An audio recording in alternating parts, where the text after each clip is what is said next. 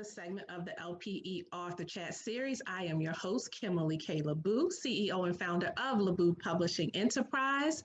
And as you guys know, we are in our special anthology edition with the amazing authors of The Mom in Me Volume 2.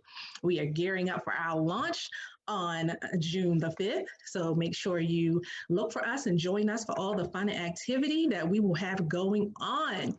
And this evening, my special guest is Ms. Angela Middleton-Cornish, and she penned the chapter Purpose of a Dream in The Mom and Me Too. So welcome to the broadcast, Angela. Thank you for having me.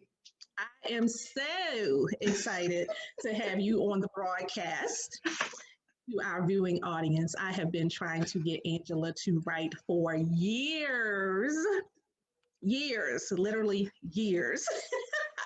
And now she finally did it. And so I am so super proud of you, ma'am. Thank you.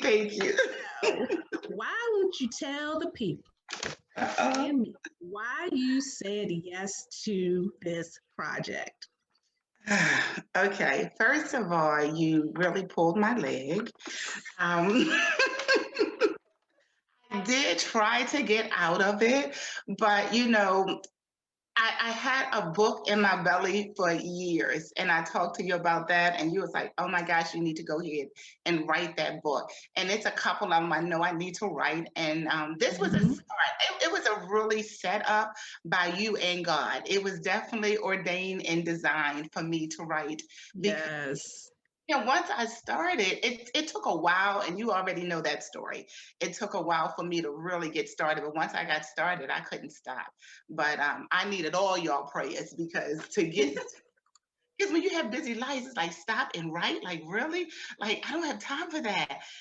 But when I did, it brought out so much. I had no idea that all this was going to come out from writing, and so that's an amazing ministry that you have. God bless you.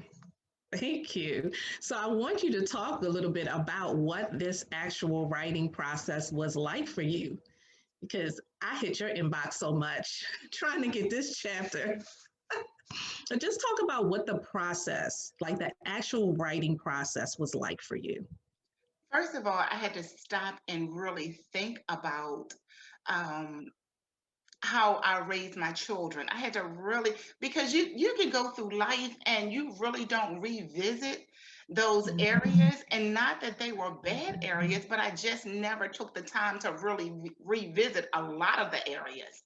And so it just brought so much stuff up that was instilled in me, that my grandmother instilled in my mom, and that I'm doing. And I was like, sometimes I look around and I was like, that my mom's voice? Like, how's she in my house?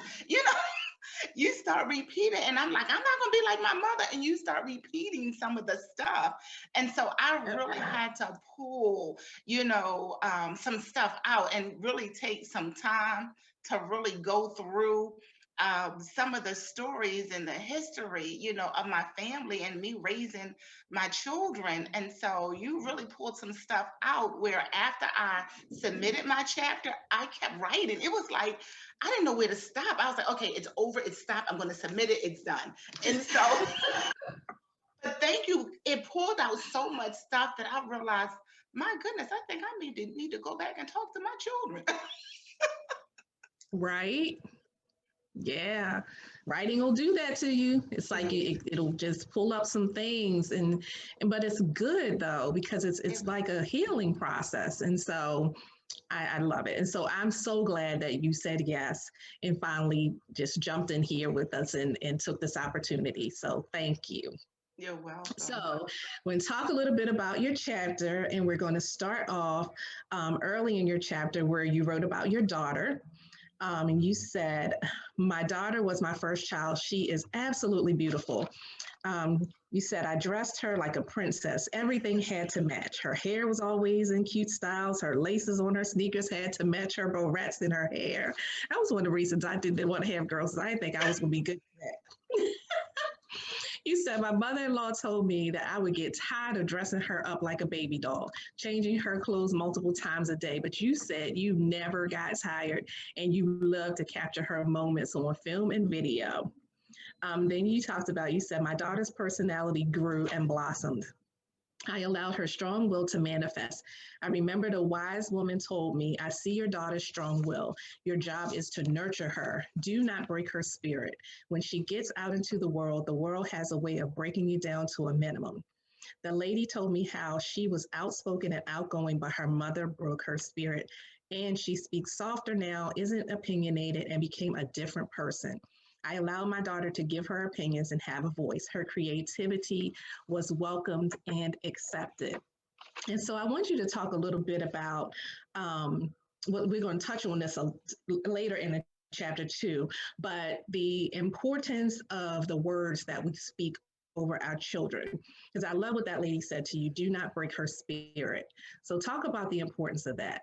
That is so important. My daughter was heavier growing up, and people would say some cruel things, to children. And so I taught her at a very early age how to rebuke words and how powerful words was. And words are spoken over us when we small. And then when we get older, we're still living in the words that have been spoken and had crushed us. And so, that's done by design as well, because that's the enemy job, to steal, kill, and destroy, and to stop you from God's purpose. But I taught her very early, when somebody says something to you, you do not have to accept it. You do have to be respectful, but you don't have to accept it. And so you would see her whispering. She was always praying like her mama. And you would, and I could see her when somebody say something to her, she didn't receive it. Because I taught her what happens when words hit you. It hits your heart and you become of it. When it's in your mind, it comes into your heart, and then you start acting like this person. And so people would say, she is so vibrant. I can't, this young lady is so positive about herself. Yes, she really was. And so she learned very early that I love myself and I don't have to accept what people say about me. And she was very outspoken, and I allowed her to voice her opinion, but at the same time, you had to be very respectful. So we had times that we were talking. Children have so much wisdom. We need to listen to them. And I know when I was growing up, you could not talk. You could not voice your opinion.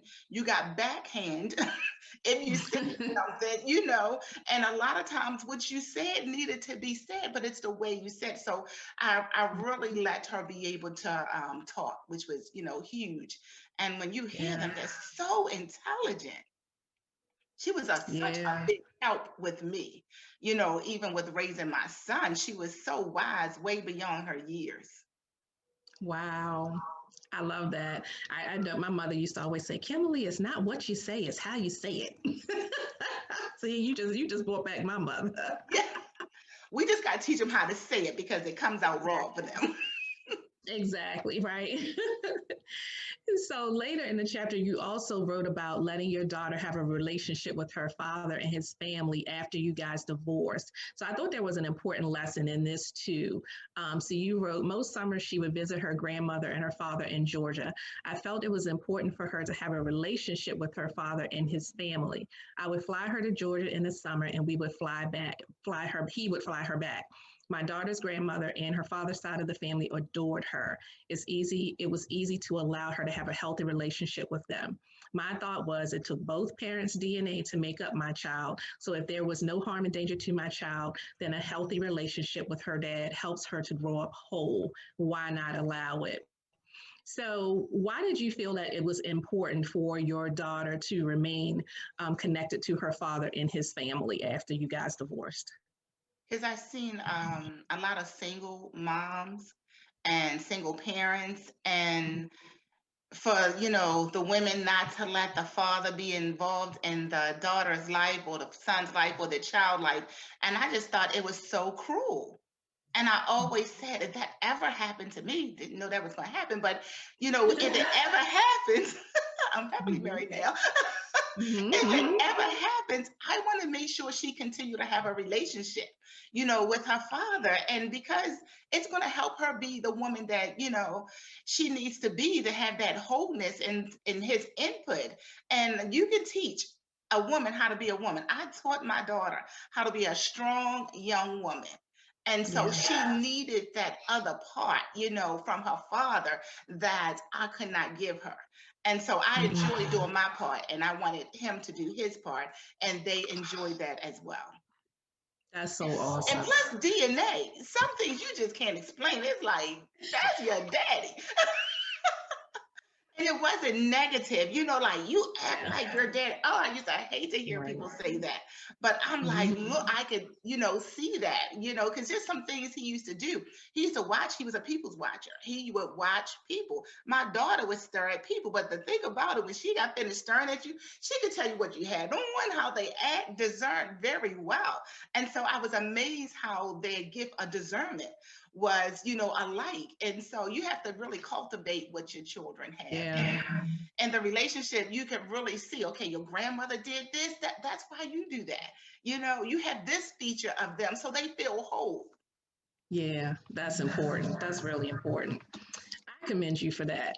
Really, because yeah, I just do. Because we know that that doesn't always happen.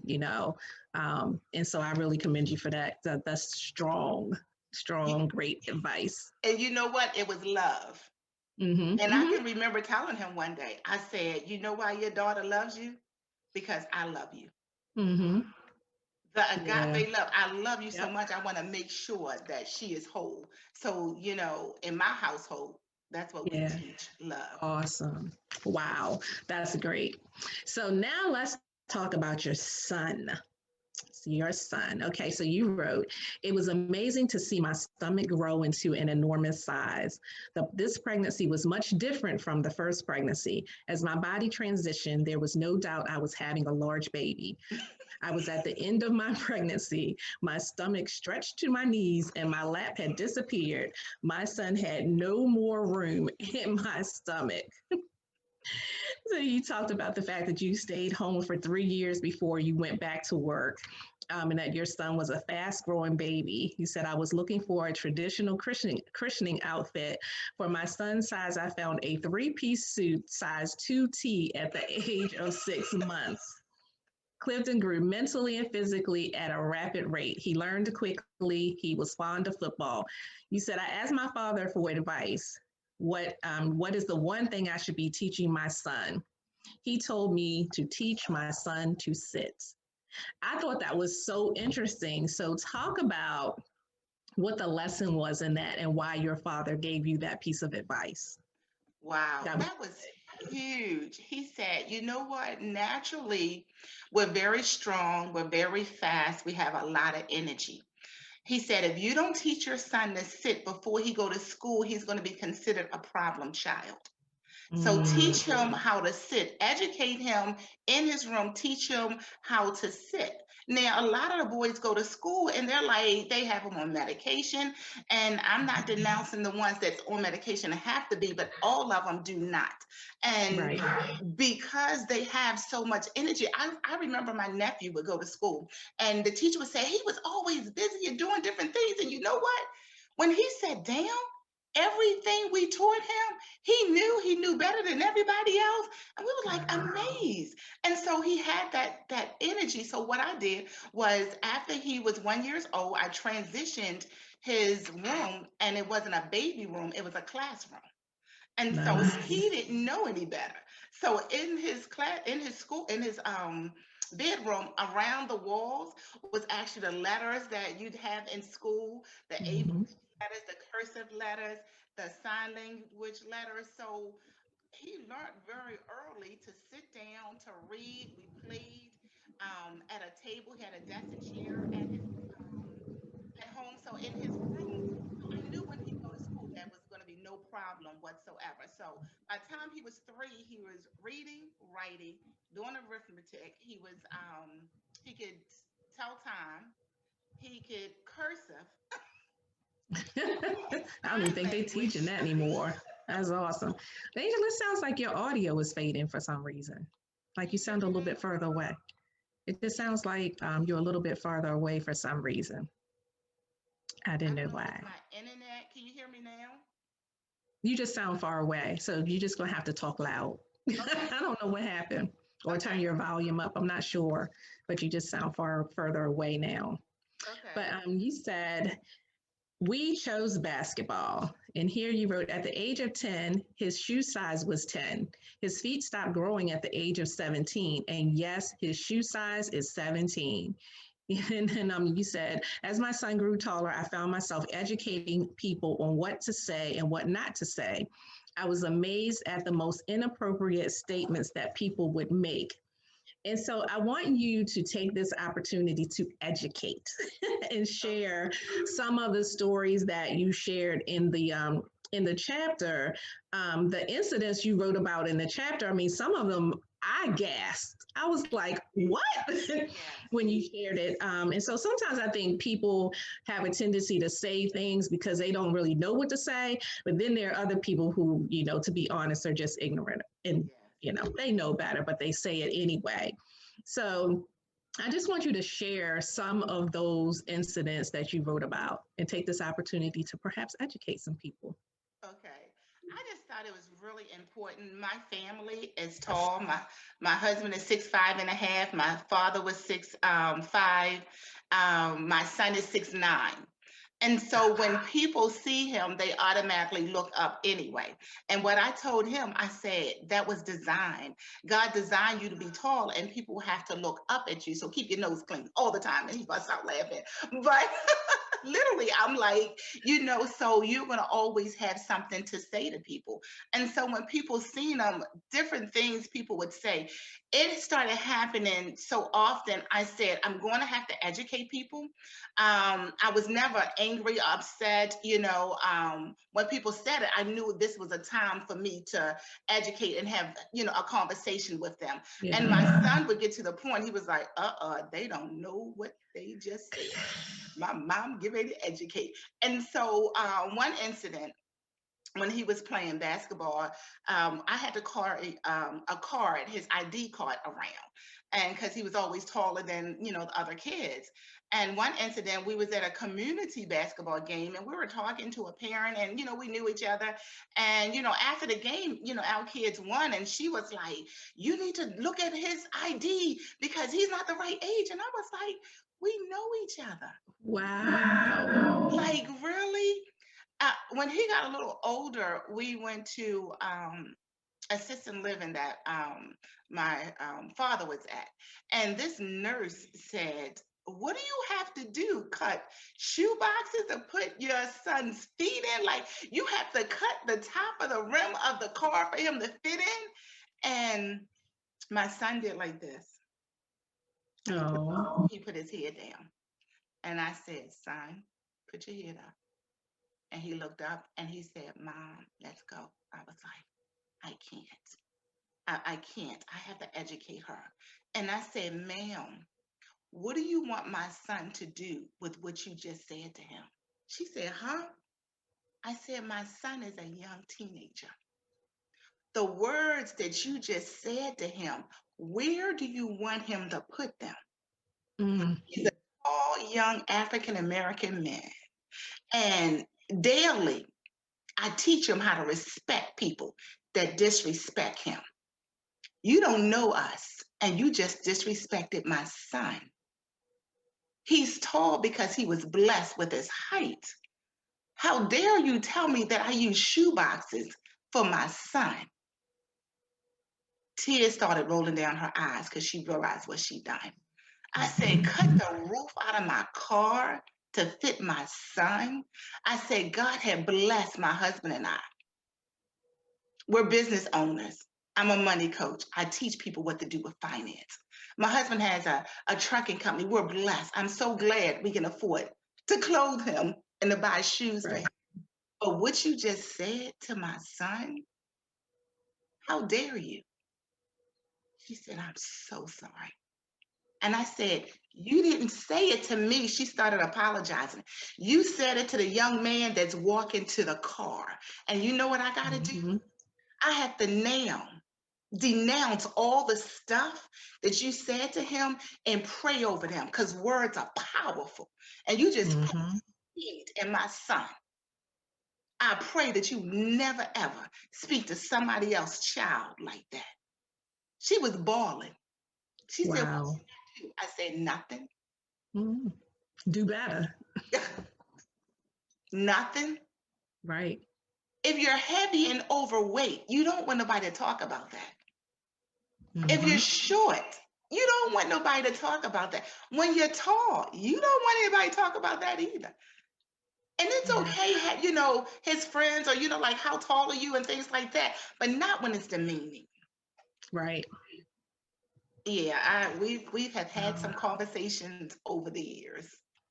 I bet. I mean, wow. And then you did the story about the older lady who asked him to go out on a date or something. I was like, what? That is when he had the basketball. He had to get a card for this organization that he was playing basketball, and all the kids was all lined up, and it was his turn, and he had his ID card, and she was like, "Oh, you got a driver's license?" And he said, "No, this is my ID." "Oh no, this looks like a driver's license. Oh, you can take me out a date." All the kids started laughing, and she just kept on. "Oh, we can go out on a date," and he put his head down, and I said, "Put your head up. Put your head up." I said, "I got you."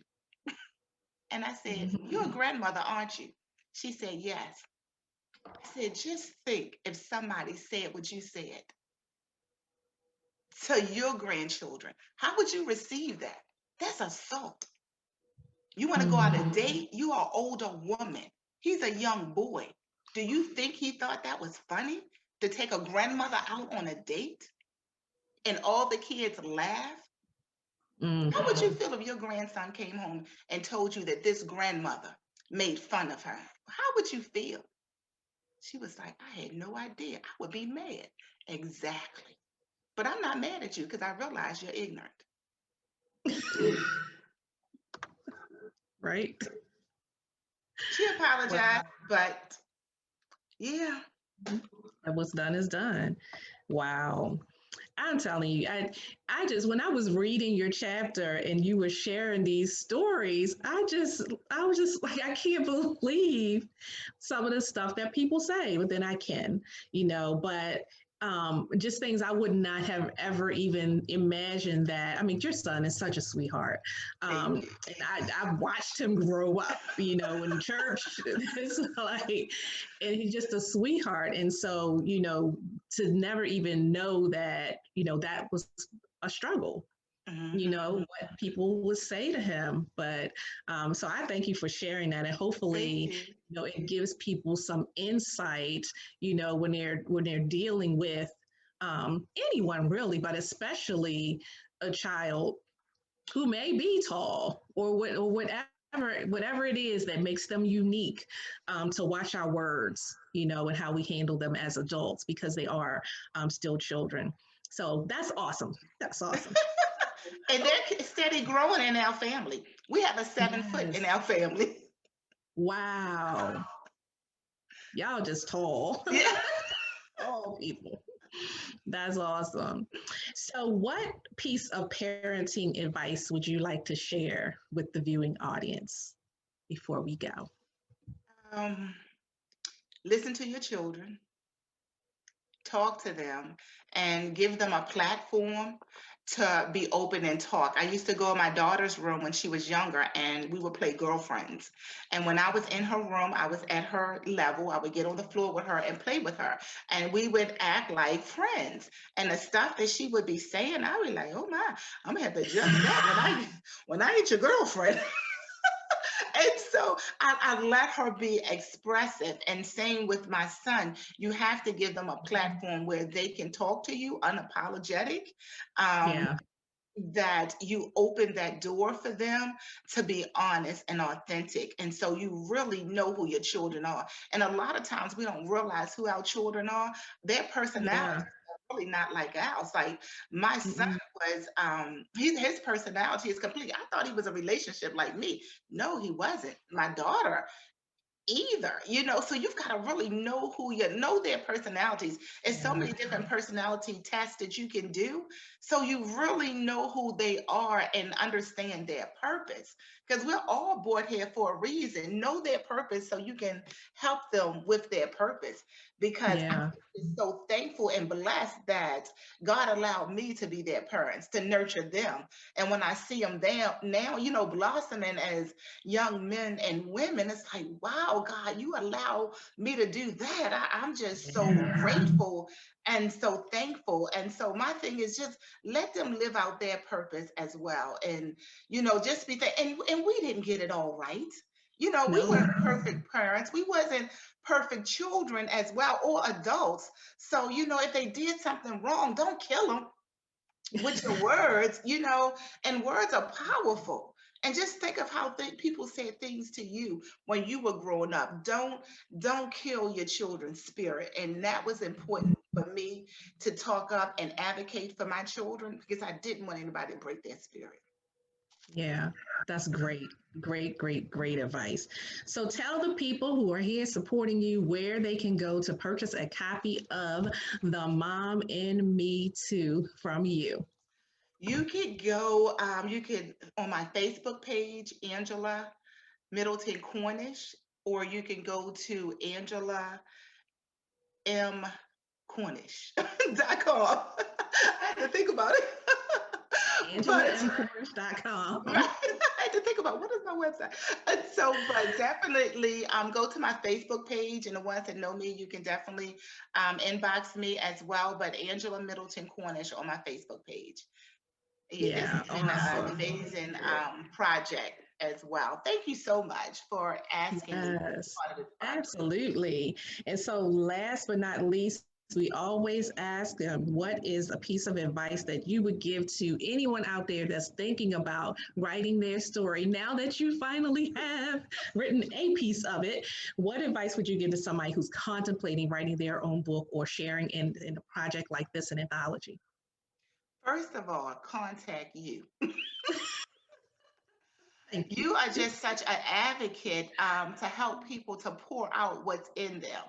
And you gently push with so much patience. My gosh, you had so much patience with me. And so if that's, and I feel everybody is an author. I think everybody needs to write their story. Whatever your story is, you have no idea.